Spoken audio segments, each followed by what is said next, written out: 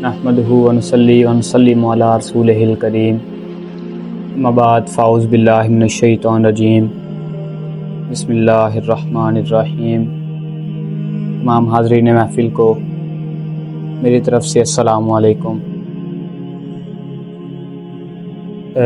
مشرق شاعر مشرق مفکر پاکستان علامہ اقبال فرماتے ہیں، درے میں کدا ہا دیدم شائستہ حریف نیست، با رستم دستان زن با مغ بچا ہا کم زن۔ اقبال فرماتے ہیں کہ میں نے دیکھا ہے، میں قدوں میں کوئی شایان شان مد مقابل نہیں، طاقتوروں کے ساتھ پنجہ آزمائی کرنی چاہیے، بچوں سے نہیں۔ جیسا کہ آپ سب کو معلوم ہے کہ آج کل الیکشن کے دن ہیں اور جس سے بھی پوچھیں کہ ووٹ کس کا ہے، وہ کہتا ہے کہ P T I, Noon League, T L P, People Party کا ووٹ ہے۔ اور اگر ہم انہیں کہیں کہ کسی نیک بندے کا انتخاب کریں تو وہ کہتے ہیں کہ جس بندے کو ہم ووٹ دے رہے ہیں وہ بھی تو 5 وقت کا نمازی ہے۔ اگر نمازیں ہی دیکھنی ہیں تو لشکر یزید بھی 5 وقت کی نماز عطا کرتا تھا، اور جب حضرت امام حسین میدان کربلا میں آئے تو وہ کہنے لگے کہ اے حسین جلدی آ، ہم تجھے شہید کریں گے اور پھر بعد میں جا کے جمعے کی نماز ادا کریں گے اور پھر اسی جمعے میں محمد کی آل پر درود بھی بھیجیں گے۔ تو ہم نے ایسی نمازوں کو کیا کرنا ہے کہ جو نماز تو پڑھتا ہو لیکن شرابی ہو، زانی ہو اور ظالم بھی حکمران ہو؟ ہمیں ایسا بندہ نہیں چاہیے۔ حضرت امام حسین سے یزید کی کوئی جنگ تخت کی نہیں تھی، یزید ووٹ مانگ رہا تھا، یزید بیعت مانگ رہا تھا، مگر حضرت امام حسین نے کہا کہ میں اپنے بچوں کے سر تو قلم کروا لوں گا لیکن کسی شرابی کو، کسی زانی کو، کسی ظالم کو ووٹ نہیں دوں گا۔ میں کسی ایسے بندے کو حکمران نہیں بننے دوں گا جو کہ آل رسول کے اوپر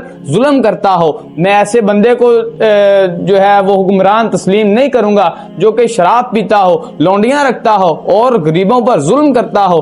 حضرت امام حسین نے اپنے 6 ماہ کا اصغر شہید کروا لیا لیکن اپنی ووٹ کو اپنے کسی ظالم حکمران کو انتخاب نہیں کیا۔